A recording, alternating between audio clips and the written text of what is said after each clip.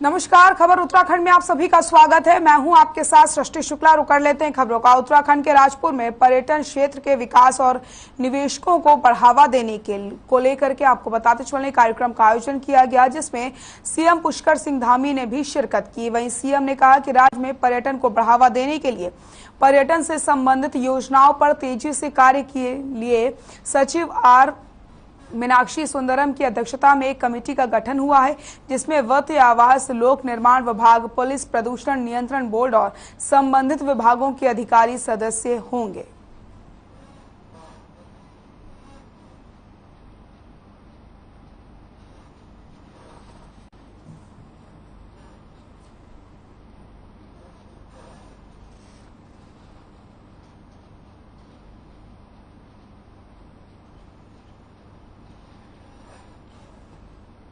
उत्तराखंड की जनता का एक सपना था उत्तराखंड राज्य की राजधानी गैरसैंण हो, लेकिन गैरसैंण राजधानी को लेकर के सरकारों को स्टैंड अभी तक क्लियर नहीं हो पाया, चाहे फिर कांग्रेस सरकार रही हो या फिर बीजेपी। गैरसैंण राजधानी को लेकर सड़क से सदन तक कई बार धरने प्रदर्शन हो चुके हैं। इसके साथ ही बीजेपी पार्टी के प्रवक्ता विनय गोयल ने कहा कि हरीश रावत अपने लिए कोई न कोई राजनीतिक कार्य ढूंढने रहते हैं। वो एकला चलो की राजनीति में विश्वास रखते हैं। कांग्रेस संगठन का कोई कार्यक्रम नहीं है, वो राजनीति में कुछ न कुछ ढूंढते रहते हैं।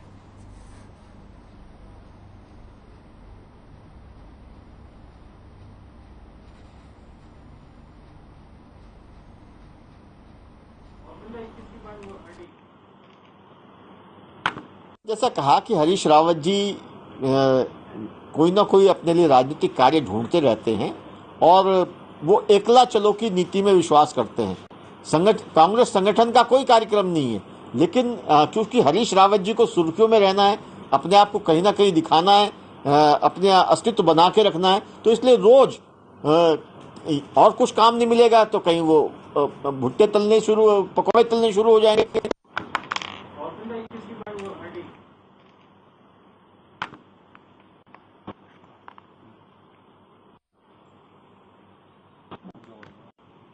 आप थोड़ी सी इधर करो।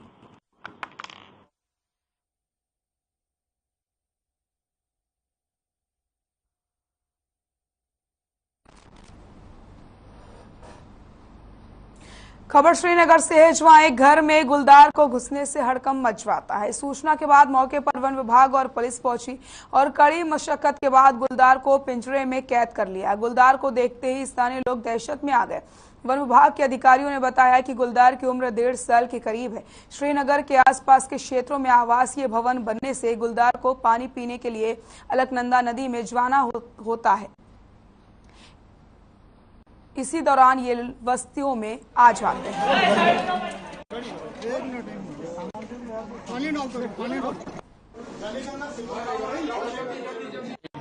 डेढ़ साल से ऊपर है और जहां तक जो मुझे लग रहा है श्रीनगर क्षेत्र में कि लेपर्ड का कॉरिडोर लगभग खत्म हो गया है। हर जगह मकान बन गए हैं, फेंसिंग हो गई है और इसको कहीं न कहीं जो है पानी पीने के लिए अलकनंदा नदी में जाना होता है। तो इनके समय का कुछ पता नहीं होता है, कभी सुबह जाते हैं, कभी रात को जाते हैं और जब ये लौटते हैं तो चहल पहल शुरू हो जाती है और उसके अपने को बचने के लिए वो कहीं न कहीं घुस रहा है। तो मेरा श्रीनगर क्षेत्र के वासियों से निवेदन है कि वो अपनी ओपनिंग्स को बंद करें। एक तो देखने का भी नहीं था वहाँ पे और आदमी के जाने की तो आप सोच ही नहीं सकते हैं।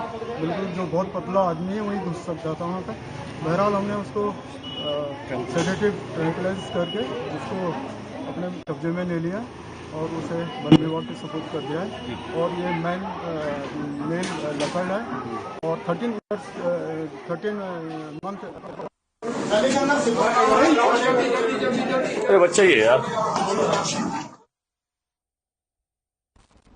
बड़कोट नगर पालिका की ओर से एक अनोखी पहल शुरू की गई है, जिसके तहत बड़कोट के तेड़ाली रोड पर बनाए गए ट्रेंचिंग ग्राउंड को हरियाली में बदला जा रहा है। ट्रेंचिंग ग्राउंड के किनारे बांस, रीठा, कचनार, सिरस और बेलपत्री जैसे पौधों का रोपण किया गया। दिलचस्प बात यह है कि नगर पालिका के अध्यक्ष ने सभी पौधों के बीज थैलियों में डाल करके खुद इन बीजों को तैयार किया है। जब आपको फोन आए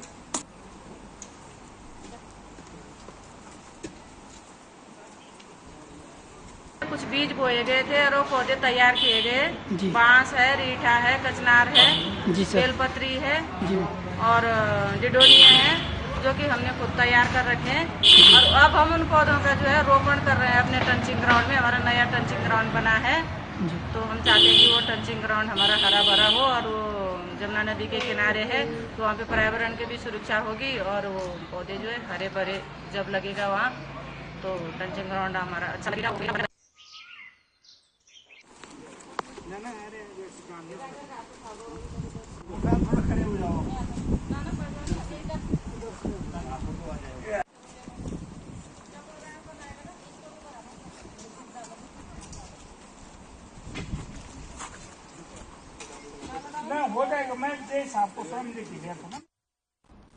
किच्चा में सड़क किनारे खड़ी स्कूल बस को तेज रफ्तार ट्रक ने टक्कर मार दी। घटना की सूचना से परिजनों और स्कूल प्रबंधन में हड़कंप मच गया। इसी बीच पुलिस टीम भी मौके पर पहुंच गई। सूचना पर पहुंचे परिजनों और स्कूल प्रबंधन ने घायलों को सरकारी अस्पताल पहुंचवाया। परिजनों ने आरोपी ट्रक चालक के खिलाफ कार्रवाई करने की मांग की।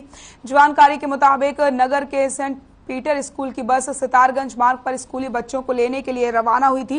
इसी दौरान उत्तराखंड उत्तर प्रदेश की सीमा पर सिरसा चौकी के पास सड़क किनारे खड़ी स्कूल बस को ट्रक चालक ने पीछे से जोरदार टक्कर मार दी। स्कूल बस में 23 छोटे बच्चे सवार थे। अचानक हुई दुर्घटना में कई बच्चे चोटिल हुए हैं। फिलहाल सिरसा चौकी पुलिस ने आरोपी ट्रक चालक और ट्रक को कब्जे में लेकर के घटना की जांच शुरू कर दी है।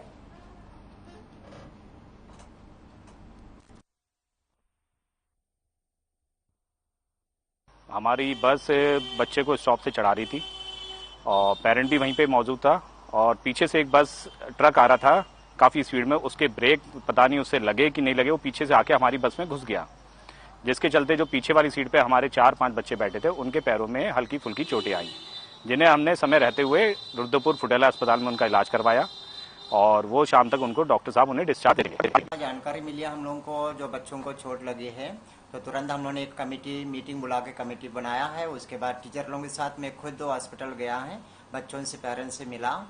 2 बच्चे वहाँ पर फुटेला हॉस्पिटल में थे, मिले हैं, पैर में थोड़ी चोट लगी है। एक बच्चा अग्रवाल हॉस्पिटल में थे, उनका डिस्चार्ज हो गया। बाकी कुछ बच्चों को जो हल्की फुल्की चोट लगी, फर्स्ट एड के बाद पेरेंट्स को लेके गए घर। बाकी हम उनका टीचर्स जो टीम है वो वहाँ पर उनका फैमिली विजिटिंग के लिए भी गए। सुबह पता लगा एक बस का एक्सीडेंट हुआ है और बस को पीछे से टक्कर मारी ट्रक वाले ने। इसमें लापरवाही ट्रक वाले की है। बस तो वहाँ खड़ी थी, बच्चों को शायद बच्चों को पिक कर रही थी बस, और 23 बच्चे उसमें सवार थे। और जब टक्कर लगी है तो थोड़ी बहुत 3-4 बच्चों को हल्की फुल्की चोटें आई हैं उसमें। तो जैसे ही मुझे सुबह पता लगा मैं तत्काल किच्छा हॉस्पिटल पहुंचा, बच्चों को देखा, उनका हालचाल जाना और बच्चे सब सुरक्षित हैं। एक बच्चे के थोड़ी चोट ज्यादा लगी है पैर में, उसको रुद्रपुर एडमिट कराया गया है, वो भी शाम तक डिस्चार्ज हो जाएगा।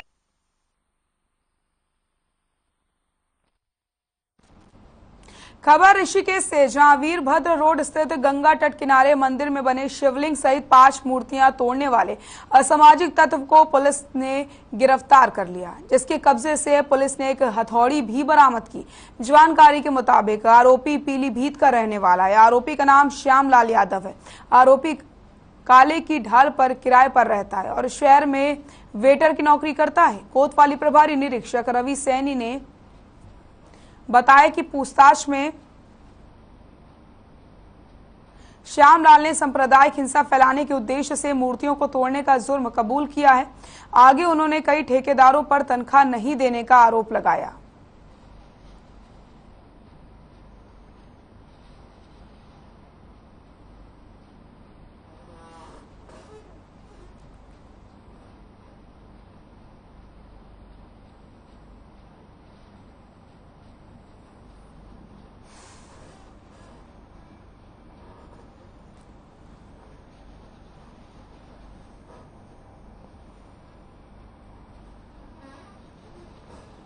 खबर हल्द्वानी से है, जहां लगातार हो रही बिजली कटौती के खिलाफ यूथ कांग्रेस ने प्रदर्शन किया है। यूथ कांग्रेस कार्यकर्ताओं ने बुध पार्क में राज्य सरकार के खिलाफ जमकर नारेबाजी करके पुतला फूका। उनका कहना है कि प्रदेश में 8 से 10 घंटे की बिजली कटौती की जा रही है, जिससे जनता, व्यापारी सहित सभी लोग बेहद परेशान हैं। बिजली कटौती के कारण अस्पतालों में भी दिक्कत हो रही है। राज्य सरकार 24 घंटे बिजली आपूर्ति के दावे तो करती है, लेकिन धरातल में ऐसा नहीं है। उन्होंने सरकार से तत्काल बिजली कटौती बंद करने की मांग की है।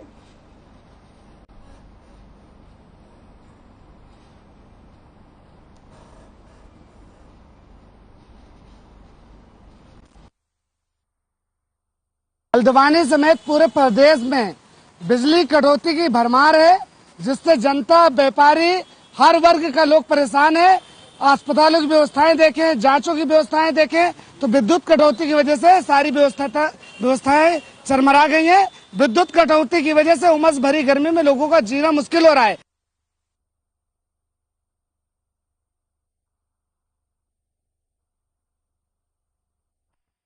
सिडकुल थाना क्षेत्र के अंतर्गत एक युवक को सिडकुल पुलिस ने गिरफ्तार किया है। जो यहाँ आपको बता दें, युवक तमंचे को बाइक पर रख करके वीडियो बनाया करता था और उसके बाद उसने अपनी वीडियो वायरल कर दी।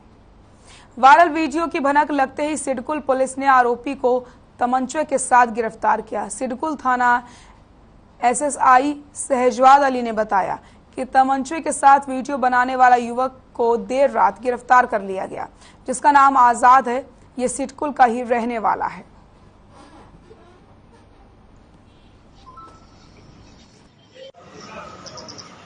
ये थाना सिडकुल पर पुलिस टीम द्वारा एक अभियुक्त आजाद पुत्र जसवंत निवासी तुगलपुर खानपुर को अवैध तमंचे के साथ गिरफ्तार किया गया है, जिसको माननीय न्यायालय पेश किया जा रहा है।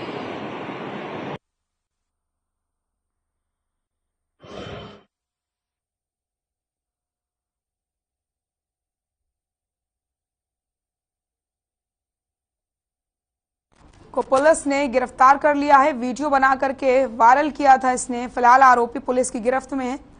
तमंचे के साथ युवक की गिरफ्तारी हुई है। तमंचा लहराते हुए एक वीडियो इस युवक ने बनाया था, जिसके बाद पुलिस ने संज्ञान लेते हुए तमंचे के साथ युवक को गिरफ्तार किया है।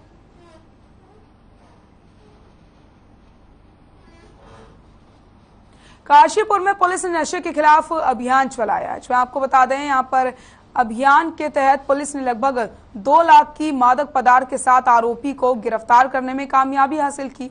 मामले का खुलासा करते हुए पुलिस ने बताया कि गिरफ्तार आरोपी बिजनौर का रहने वाला है। गिरफ्तार आरोपी ने पुलिस को बताया कि वो पैसे के लालच में बिजनौर से नशे की गोलियां और मादक पदार्थ ला करके सप्लाई किया करता था। बीते दिन वो बिजनौर जिले से नशे की गोलियों की खेप काशीपुर में सप्लाई के लिए ला रहा था।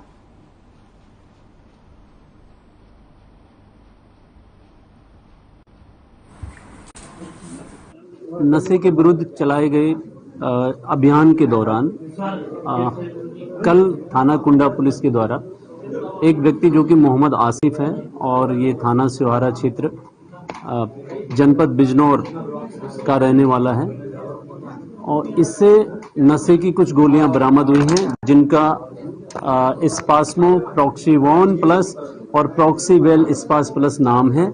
ये कुल 7,200 गोलियां हैं जो रैपर में हैं, 9,072 गोलियां हैं, और इनका मूल्य लगभग 1.25 से 2 लाख के बीच है।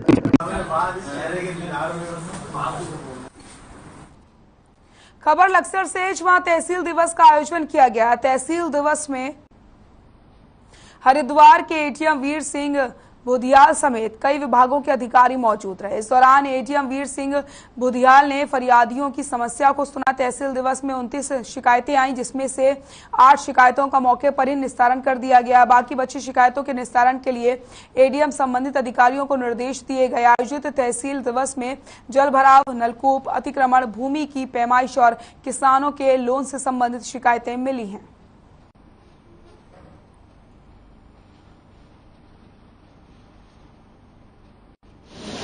29 शिकायत हमारे दर्ज हुए हैं, जो किसी का पानी की निकासी को लेकर है, इसका नलकूप को लेकर है, और जो चक रोड के अतिक्रमण को हटाने के लेते हैं, और कुछ जमीन के पैमाइश को लेते हैं। तो पैमाइश का जो हमारे है, और कुछ लोगों ने ये भी कहा कि जो ऋण उन्होंने लिया है, ऋण हमारा अलग जारी हो गया सभी लोगों ने, उसको हम तत्काल निस्तारण कर रहे हैं। तो 29 में से 8 ऐसे प्रकरण है जो तत्काल निस्तारण की परिधि में, जो उसको आज हमने निस्तारण कर दिया है।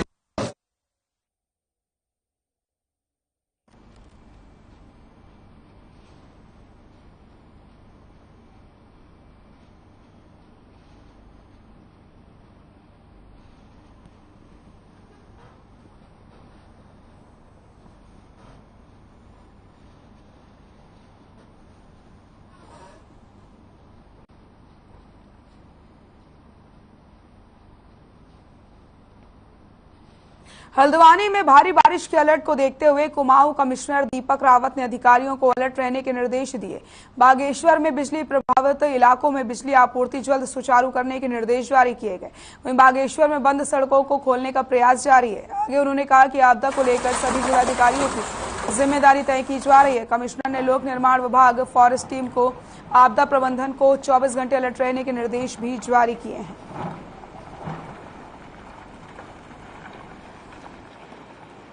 जो हमारी नैनीताल में और उधम सिंह नगर में मेजर डिस्ट्रिक्ट स्टोर्स तो कहीं पे भी बंद नहीं है। हमारी बागेश्वर में अभी कुल मिला के 5 सड़कें बंद हैं और पिथौरागढ़ में 4 सड़कें बंद हैं, लेकिन सभी में काम चल रहा है। बागेश्वर में कपकोट में 7 गांव हैं जिनकी बिजली अफेक्टेड है, तो इसमें चीफ इंजीनियर जो यूपीसीएल के हैं इनको बोला गया है कि ये शाम तक सुचारू करें यहाँ पे बिजली की व्यवस्था को। एक गांव है जो फिर भी छूट जाएगा, आज शाम तक नहीं हो पाएगा, उसकी डेडलाइन कल 5 बजे तक की दी।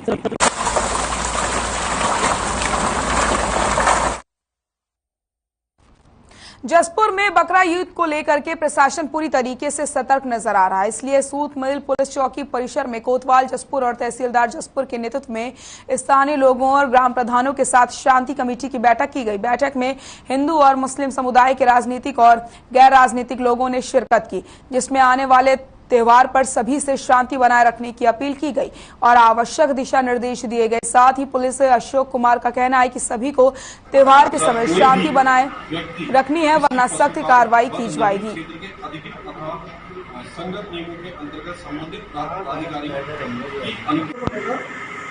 हिंदुस्तान का सौहार्दपूर्वक त्योहार है बकरा ईद।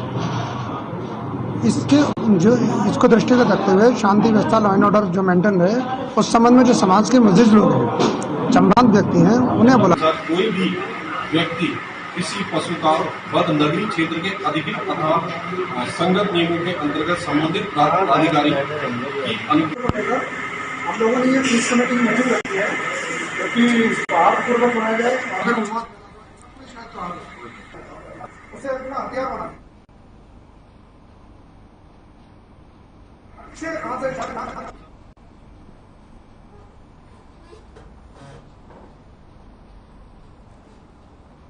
विधानसभा चुनाव में उत्तराखंड कांग्रेस की करारी हार के बाद कांग्रेस संगठन की कमजोरी पर सवाल लगातार खड़े हो रहे हैं।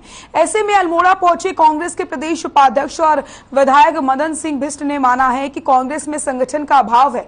विधायक मदन सिंह बिष्ट ने मीडिया को दिए बयान में कहा कि संगठन पार्टी की रीढ़ की हड्डी होती है, लेकिन कांग्रेस में प्रत्याशी खुद अपने बलबूते चुनाव लड़ता है। कांग्रेस को अपने कार्यकर्ताओं के आगे बढ़ाने के साथ ही संगठन को मजबूत करने की जरूरत है। इतना ही नहीं, विधायक ने कहा कि कांग्रेस संगठन के अंदर कई कमियां हैं जिन्हें सुधारने की जरूरत है।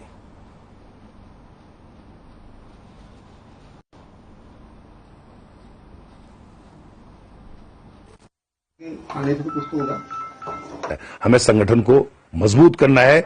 जिस तरीके से बीजेपी जो है अपने संगठन को मजबूत करने के हर समय प्रयास कर रही है। हमारे एक कार्यकर्ता है, हमने अपने कार्यकर्ताओं को आगे बढ़ाकर उनको भी मजबूत करना है और उसके साथ साथ संगठन में कई कमियां भी है कांग्रेस के अंदर। भाई होता है, संगठन में पैसे की भी आवश्यकता होती है, झंडे की भी आवश्यकता होती है, पर्चों की भी आवश्यकता होती है, मोटरसाइकिल, पेट्रोल आदि की व्यवस्था होती है। इसके भी संगठन हमारा मैं तो हाईकमांड को कहता हूं इस तरीके के मजबूत करे। जब तक संगठन हम लोग मजबूत नहीं करेंगे, कांग्रेस पार्टी नीचे गिरती जाएगी। देखो पास हो नहीं यहाँ तो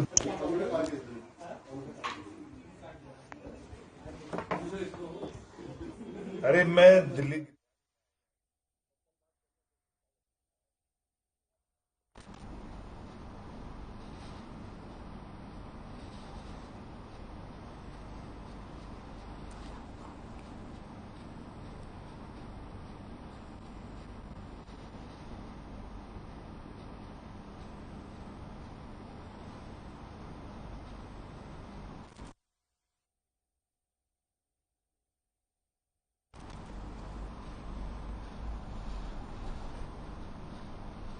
रुद्रपुर में बीजेपी कार्यालय पर प्रदेश कोऑर्डिनेटर और पूर्व कैबिनेट मंत्री अरविंद पांडे ने प्रेस कॉन्फ्रेंस की, जिसमें हरेला पर्व पर बीजेपी बूथ लेवल से लेकर प्रदेश स्तर पर पूरे प्रदेश में वृक्षारोपण करेगी।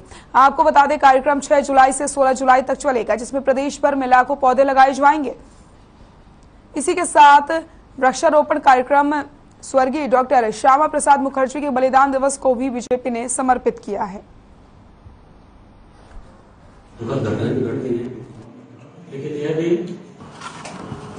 इस पखवाड़े को भारतीय जनता पार्टी ने 100% डॉक्टर श्यामा प्रसाद मुखर्जी जी के बलिदान दिवस को समर्पित किया और प्रदेश के कोने कोने में हरेला त्योहार विधिवत संपन्न हो, प्रकृति के संरक्षण संवर्धन के लिए सभी जगह वृक्षारोपण हो। इससे निमित्त उत्तराखंड प्रदेश की भारतीय जनता पार्टी ने, हमारे शीर्ष नेतृत्व ने मुझको इस कार्यक्रम का प्रदेश संयोजक बनाया है। मैं अपने संगठन का मैं साधुवाद करता हूं, मैं धन्यवाद करता हूं। दुखद घटनाएं भी घटती हैं, लेकिन यह भी समय की। टनकपुर में मानसून को देखते हुए जिलाधिकारी ने कई विभागों के अधिकारियों के साथ बैठक की। बैठक के दौरान जिलाधिकारी ने निर्देश दिए कि मानसून के दौरान सभी अधिकारी अलर्ट मोड में रहें और IRS के अंतर्गत जिस भी विभाग के जो दायित्व हैं वो बिना किसी लापरवाही से उसका निर्वहन करें। बैठक में जिलाधिकारी ने विशेष रूप से टनकपुर और बनबसा क्षेत्रों के जलभराव की समस्या के संबंध में चर्चा की और सिंचाई विभाग से जानकारी ली है कि जलभराव के संबंध में क्या क्या तैयारी की जा रही है।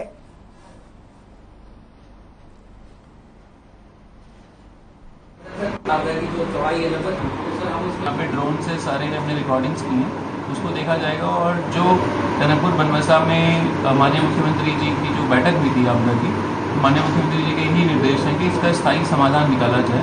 तो इसका ड्रेनेज प्लान के लिए 1 माह का समय दिया गया है इरीगेशन को। तो इसका जब विस्तृत ड्रेनेज प्लान बनेगा तो आने वाले सालों में इसका स्थायी समाधान हो पाएगा।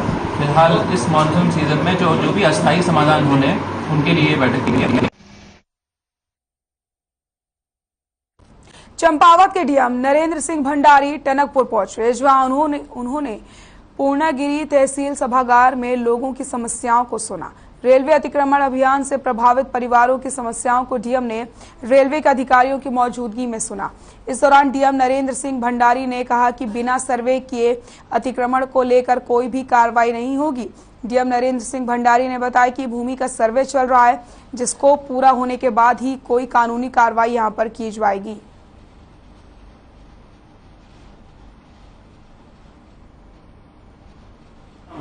मैटर्स कोर्ट में पेंडिंग है सर, कुछ का निस्तारण हो चुका है। जनपद हेडक्वार्टर में रेलवे को बुला के, उनके अधिकारियों को बुला के और एक पब्लिक के साथ एक अलग से आज बैठक की है। तो इसमें दोनों में ये निकल के आ रहा है कि जो लीगल प्रोसेस है वही कार्रवाई की जाए। तो बहुत से केस में मैटर्स कोर्ट में पेंडिंग है, तो उनके खिलाफ कार्रवाई बिल्कुल नहीं होनी चाहिए जब तक कि कोर्ट से वो निस्तारण न हो जाए। सब जुडिस मैटर का मतलब पूरा लीगल प्रोसेस सही कार्रवाई होनी चाहिए, ये हमने निर्देश दिया। जब तक क्लियर नहीं होगा, हमने कहा जॉइंट सर्वे चल रहा है, आपका जॉइंट सर्वे चल रहा है। सितारगंज सामुदायिक स्वास्थ्य केंद्र में आशा वर्करों ने एकत्रित होकर के उनके साथ हो रहे गलत व्यवहार और ओवर वर्कलोड को लेकर के नाराजगी जताते हुए सितारगंज सामुदायिक स्वास्थ्य केंद्र के मुख्य चिकित्सा अधिकारी राजेश आर्य को एक ज्ञापन सौंपा। इसी के साथ आशा वर्करों ने मौजूदा समय में तैनात एएनएम पर उनके साथ बदतमीजी करने और गलत बोलने के साथ उनसे काम करवाने के भी आरोप लगाए हैं। इसलिए क्षेत्र की समस्त आशा वर्करों ने सामुदायिक स्वास्थ्य केंद्र में इकट्ठा होकर मुख्य चिकित्सा अधिकारी को ज्ञापन सौंपा और मौजूदा एएनएम को हटाकर एएनएम की नियुक्ति की मांग यहां पर की गई है।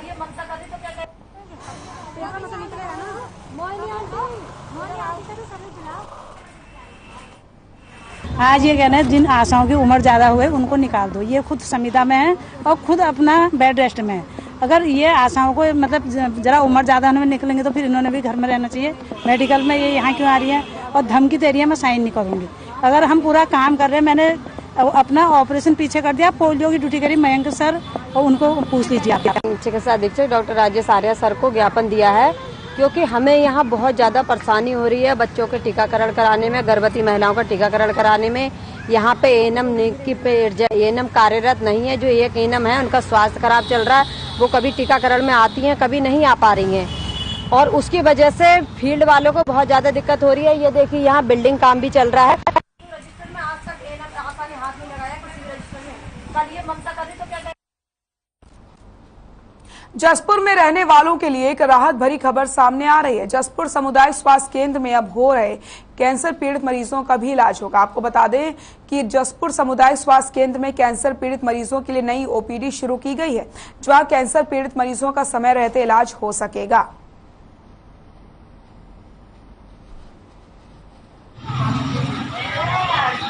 इसमें ऐसे मरीज जो बहुत समय से कैंसर की सेवाएं ले रहे हैं किसी दूसरे इंस्टीट्यूट से और उनका इलाज पूर्ण नहीं हो पा रहा है, अगर उन्हें यहाँ पे भी कोई दिक्कत होती है और जो लोकल के मरीज हैं यहाँ पर आते हैं तो हम उनको भर्ती करके सेवा दे पाएंगे। के मरीजों का इलाज रेडियोथेरेपी और कीमोथेरेपी के द्वारा होता है। वो इलाज तो उनका प्लान हायर सेंटर पर ही किया जाएगा, लेकिन उनको अगर कोई साइड इफेक्ट होता है, बीच में कोई दिक्कत होती है या किसी प्रकार की सलाह लेनी होती है या एक दिन का कोई इलाज हमको देना होता है, तो उस प्रकार के मरीजों को यहाँ पे सेवाएं दी जा सकती हैं।